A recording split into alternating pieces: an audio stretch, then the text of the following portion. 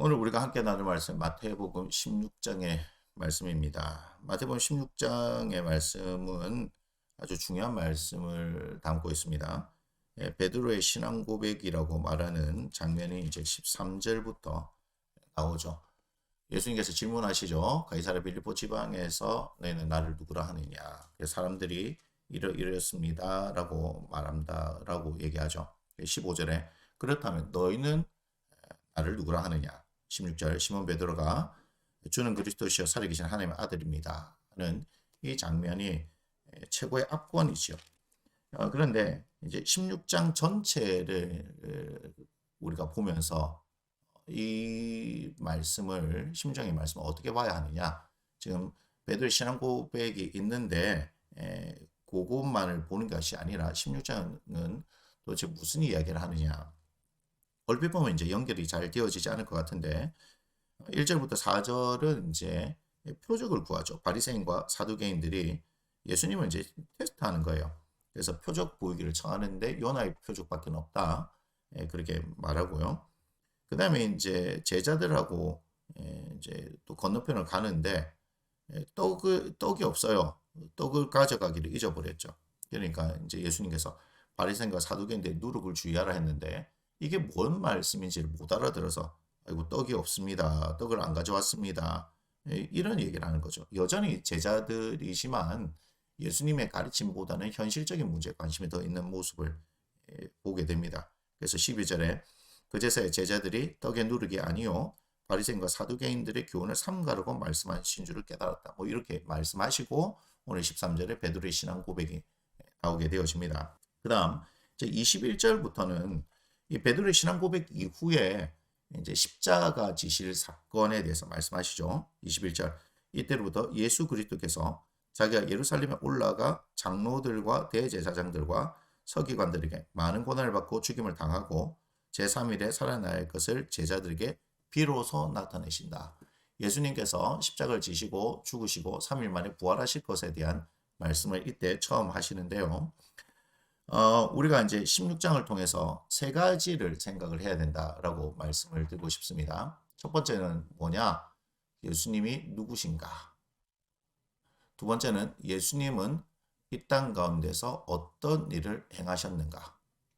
세 번째는 그렇다면 우리는 예수님을 어떻게 따라야 할 것인가?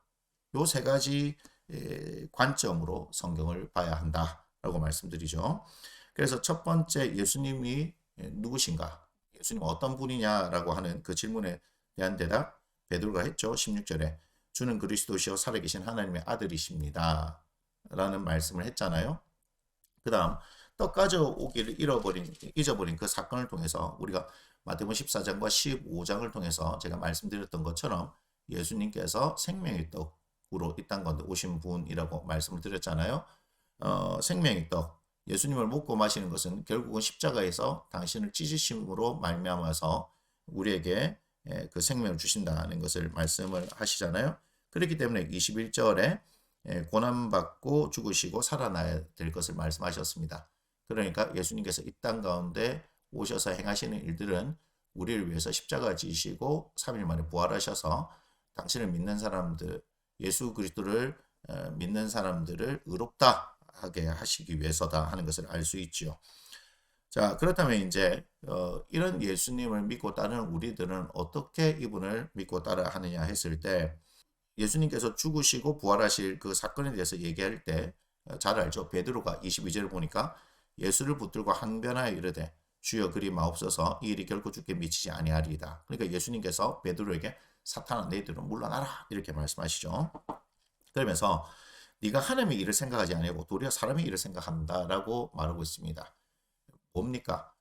베드로로 대표되어지는 그 제자들이 여전히 사람의 일에 관심이 있다. 하나님의 일에는 관심이 없다는 것을 말하고 있죠. 예수님께서 당신이 이 땅 가운데서 행해야 될 일이 무엇이냐? 십자가를 지고 죽으시고 또한 3일 만에 부활하실 사건. 그러니까 바리새인과 서기관들이 예수님을 시험하기 위해서 표적을 이제 구하죠. 그때 요나의 표적 외에는 볼 게 없다. 그게 뭘 말씀하는 거예요? 예수님께서 죽으시고 3일 만에 부활하시는 사건을 말씀하는 거 아닙니까? 자, 그렇다면 이제 우리는 어떻게 이제 이 예수님 따라야 하느냐. 이 사건을 통해서 말씀하시죠. 24절. 이에 예수께서 제자들에게 이르시되 누구든지 나를 따라오려거든 자기를 부인하고 자기 십자가를 지고 나를 따를 것이니라. 누구든지 제 목숨을 구원하고자 하면 잃을 것이요 누구든지 나를 위하여 제 목숨을 잃으면 찾으리라. 이렇게 말씀하는 거예요. 그러니까 16장을 우리가 잘 보면 예수님이 어떤 분이신지를 말씀해 주시고 계시고 또한 예수님께서 이 땅 가운데서 무슨 일을 행하시는가 하는 것을 알 수 있습니다. 그리고 마지막으로 이런 예수님을 우리는 어떻게 따라야 하느냐 하는 것을 16장을 통해서 말씀해 주신다는 것을 알 수 있습니다.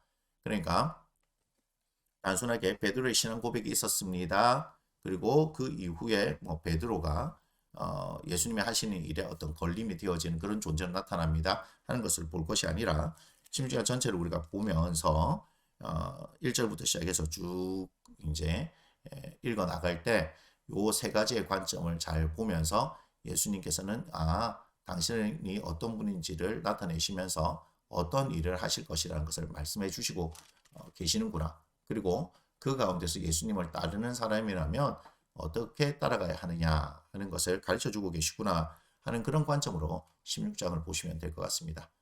그래서 여러분들이 그렇다면 이제 초점을 맞춰야 할 부분은 무엇이냐면 이런 예수님을 우리는 지금 어떻게 따라가고 있느냐 하는 것, 거기에 대한 점검을 해야 되겠죠.